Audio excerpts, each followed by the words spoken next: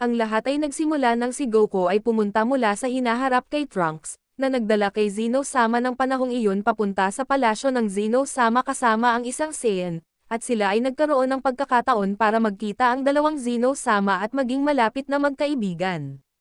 Kaya, nagpaalam si Goku sa dalawang Zeno-sama, ngunit bago umalis, ang dalawang Zeno-sama ay nakaranas ng sakit ng ulo na ikinabahala ni Goku, kaya nilapitan niya sila. Zeno-sama, okay ka lang ba? Sa puntong iyon, nagiging pula ang mga mata ni Zeno-sama, kaya nagulat si Goku. Sa wakas, nagawa ko na makontrol ang hari ng lahat. Ano ang nangyayari? Ngunit nawala na doon si Dashang Khan at si Whis. Zeno-sama, sagutin mo ako, ano ang nangyayari? Si Zeno-sama ay tumawa ng kakaiba.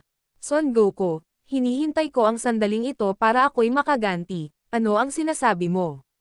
Sa puntong iyon, ang dalawang Zeno-sama ay nagsanib at naging isang Super Zeno-sama, na nagkaroon ng hindi masukat na kapangyarihan.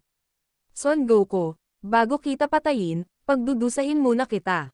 Nagulat si Goku dito, magkakaroon ka ng paghihirap na hindi na maaaring malunasan. Kaya ngayon, papatayin ko ang lahat ng iyong mga minamahal. Si Goku ay nagsisimulang mawalan ng pag-asa nang marinig ang mga salitang iyon. Huwag mong gagalawin ang aking mga kaibigan. Hahaha, paalam, Son Goku. Nawala ang hari ng lahat. Si Goku ay labis na nagulat at natakot. Tangina, kailangan kong gumawa ng paraan. Alam ko na kung ano ang gagawin ko. Susubukan ni Goku na gamitin ang teleportation, ngunit hindi niya magawa, tangina. Ang ki ni Vegeta at ng iba pa ay sobrang layo. Ano na ngayon ang gagawin ko? At naisip ni Goku ang ideya na makipag-ugnayan kay Vegeta sa isip, isasara niya ang kanyang mga mata at sa isip niya ay sasabihin, Vegeta, hey Vegeta, naririnig mo ba ako? Sa Earth, si Vegeta ay nagta-training at isinara niya ang kanyang mga mata. Nakikinig siya kay Goku. Kakarot, ano ba ang sasabihin mo ngayon, insekto? Vegeta, ito ay sobrang seryoso. Kailangan mong tawagin si Bills at umalis sa planeta kasama ng lahat sa lalong madaling panahon. Bakit Kakarot? Para mabuhay kayo. Makinig ka sa akin, at umalis na kasama ang lahat sa planeta. Si Vegeta ay labis na nababahala sa mga sinabing salita ni Goku. Okay Kakarot, kaya pumunta na si Vegeta para balaan ang iba. Samantala, humahanap si Goku ng paraan para makarating sa Earth, sinisiyasat niya ang planeta ni Zeno-sama. Nakita niya ang isang ship kaya pumasok siya dito, kung saan maririnig ang boses ng isang robot. Saan mo gustong pumunta? Gusto kong pumunta sa Earth. Ang ship ay mabilis na pumunta sa Earth. Sa kabilang banda, susubukan ni Vegeta na makipag-ugnayan kay Bills at Whis, ngunit hindi ito magiging epektibo. Biglang naramdaman niya ang napakalakas na kapangyarihan. Ang kapangyarihang ito ay walang hanggan. Agad na pumunta si Vegeta sa direksyon kung saan naroon ang kapangyarihan, at makikita niya ang hari ng lahat, si Zeno-sama. Agad na lumuhad si Vegeta sa hari ng lahat. Ano ang ipinunta mo, Zeno-sama? Kadiri kang basura. Dapat kang mamatay. Ano ang sinasabi mo? Sa puntong iyon, ginawa ni Zeno-sama, sa kanyang tingin ay tinadtad niya si Vegeta ng milyon-milyong suntok. Sa pagtamba at pagkawala ng malay ni Vegeta, inisip ni Zeno-sama na siya ay patay na. Ngayon, kung wawasakin ko na ang munting planeta na ito, natupad ko na ang aking sinabi kay Goku, bumalik si Zeno-sama sa kanyang palasyo, at sa mga sandaling iyon, dumating si Goku sa Earth at hindi niya nararamdaman ang anumang ki mula sa kanyang mga kaibigan. Nag-aalala si Goku at agad na pumunta sa kanyang bahay at nakita niyang maayos ang lahat, ngunit pagpasok sa bahay ay makikita niya si Chi-Chi at Goten na nakahiga sa sahig, na nababalot ng dugo.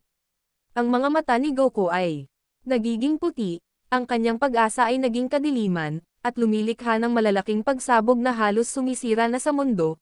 Pinapalakas ni Goku ang kanyang kapangyarihan hanggang sa hindi na ito kapanipaniwala, hanggang sa puntong makamit niya ang isang bagong pagbabago, kung saan siya ay magiging Super Saiyan Blue Face. Makalipas ang ilang minuto, medyo kumalma na si Goku at nakita ang pagkamatay ng kanyang asawa at anak. Pupunasan niya ang kanyang mga luha habang tumatayo at dala si Chi-Chi at Goten, papunta sa bahay ni Bulma. Habang lumilipad si Goku, sa kanyang isip ay may nagsalita, dapat mong patayin si Zeno-sama. Siya ang nagdulot ng lahat ng sakuna na ito, Hinawakan ni Goku ang kanyang ulo at sumisigaw, "Sino ka?" "Ako. Ako ang iyong madilim na bahagi." Na nagising dahil sa mababang uri na si Zeno-sama, nagkaroon ulit ng malalang sakit ng ulo si Goku. "Ano ang gusto mo sa akin?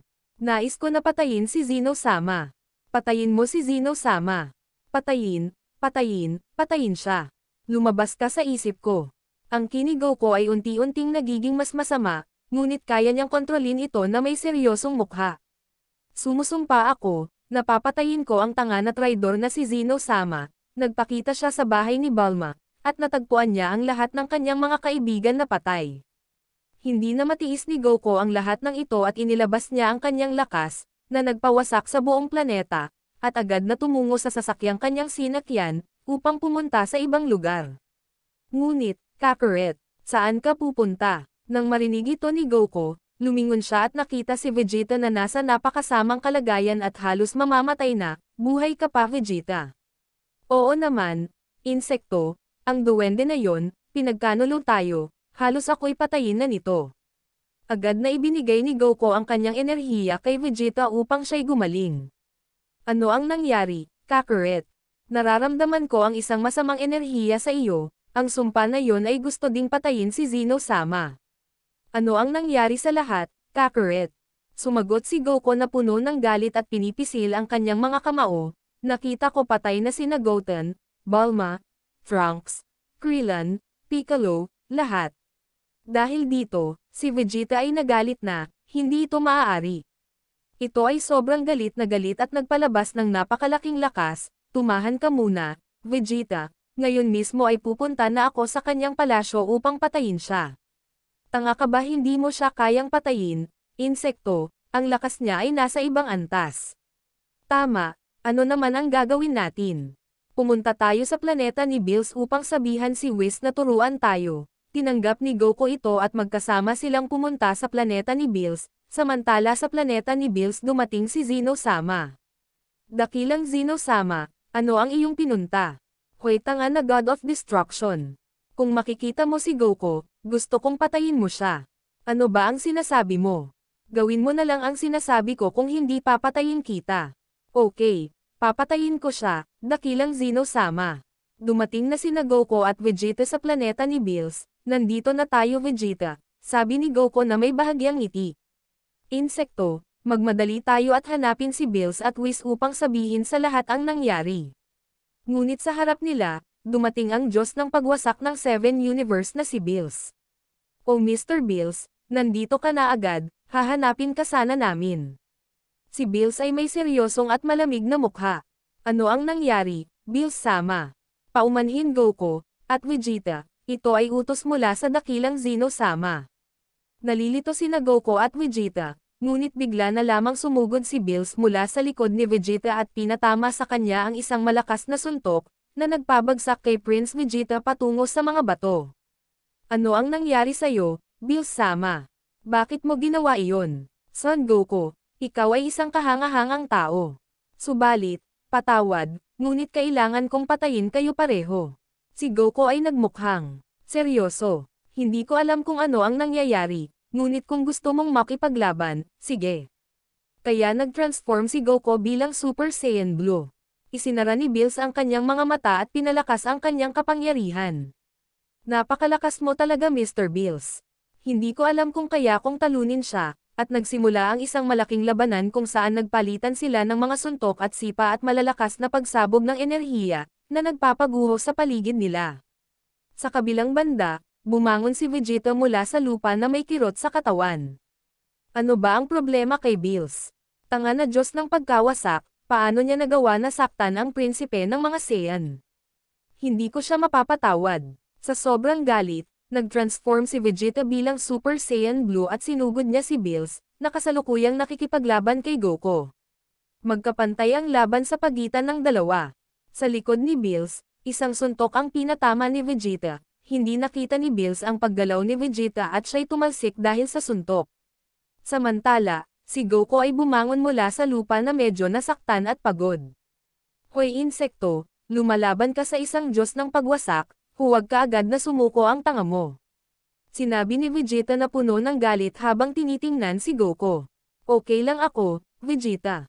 Hanggang biglang, lumitaw si Bills sa harap nila. Mga mortal, paano kayo naglakas loob na labanan ang isang Diyos? Sabi ni Bills na puno ng galit habang tinitingnan ang dalawang Saiyan na parang hindi niya kaibigan. Ano ba ang nangyayari sa iyo, Bills-sama? Si Bills, sa sobrang galit, ay nagpalabas ng buong kapangyarihan na kanyang taglay, na nagpabigla kay Goku at Vegeta, na kanilang naramdaman ang masamang ki sa loob ni Bills. Hindi ko alam kung paano ko sila papatayin. Ngunit lahat ng ito ay dahil sa dakilang Zeno-sama at sa kanyang mga utos, kailangan kong patayin sila. Nabigla sina Goku at Vegeta. Sinabi ba sa iyo ni Zeno-sama na patayin kami? Sabi ni Bills na oo, at sila'y nagkalapit, at nalaman ang katotohanan at naging kalmado, bakit ba kayo pinapapatay? Nervous si Vegeta. Bills-sama, alam mo ba na pinagkanulo tayo ni Zeno-sama? Pinagkanulo niya tayo. Oo, si Zeno-sama na iyon ay pinatay ang aking pamilya at pati na rin ang aking mga kaibigan. Sabi ni Goku na puno ng galit at panghihinayang na hindi niya magawa ang nararapat. Nabigla si Bills. Hindi ko alam iyon. Akala ko sinabi niya sa akin na patayin kayo dahil hindi niyo sila nirerespeto. Kaya nga kami pumunta dito upang sabihin sa iyo ang lahat ng nangyari. Siya ay lumapit sa kanilang dalawa. Paumanhin. Patawarin ninyo ako sa pagnanais kong patayin kayo.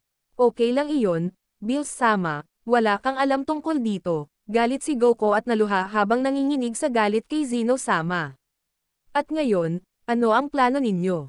Sa aking kaso, kung malalaman ni Zeno-sama na hindi ako sumunod sa kanyang mga utos, papatayin niya ako. Huwag kang mag-alala, Bills-sama. Pupunta kami kay Whis-sama upang kami ay turuan at tuluyang patayin ang hari. Si Bills ay magsasalita na ngunit sa likod nila ay may narinig silang boses. Well, ikaw pala, Bills-sama, ay hindi sumunod sa mga utos ng dakilang Zeno-sama. Agad na nagsalita sina Goku at si Vegeta. Whis-sama, hinahanap ka namin upang kami ay turuan. Ngunit sa mga pangyayaring iyon, itinaas ni Bills ang kanyang braso. Lumayo kayo. Hindi siya si Whis. Hehe, well, paano nyo nalaman? Biglang pinalabas ni Whis ang isang madilim na aura. Mayroon siyang masamang kapangyarihan. Mukhang mayroong madilim na sumasanib kay Whis, tumakas na kayo Vegeta at Son Goku. Ngunit Mr. Bills-sama, hindi mo siya matatalo. Tumawa si Bills habang tinitingnan ang dalawang Saiyan. Alam ko, bibigyan ko lang kayo ng oras para makatakas. Si Goku na may napakalungkot na mukha ay nagsalita. Bills-sama, ikaw ay isang dakilang Diyos. Kaya sina Goku at Vegeta ay agad na tumakas ng mabilis at pumunta sa spaceship. Ngunit sa puntong ito ay sisirain na ni Whis, ang kanilang sasakyan, ngunit ito ay napigilan ni Bills. Hey Whis, hindi ko pa nakita ang iyong pinakamataas na kapangyarihan. Pwede mo bang ipakita sa akin ang buong kapangyarihan ng isang anghel? Siyempre, ngunit ito na ang iyong huling kahilingan bago ka mamatay. Kaya pinalabas ni Whis ang isang napakalakas na kapangyarihan na nagpayanig sa buong universe, habang sina Goku at Vegeta sa loob ng ilang minuto ay nakarating sa isang hindi kilalang planeta, kung saan ang dalawang Saiyan ay nagulat sa napakalakas na kapangyarihan na kanilang nadarama.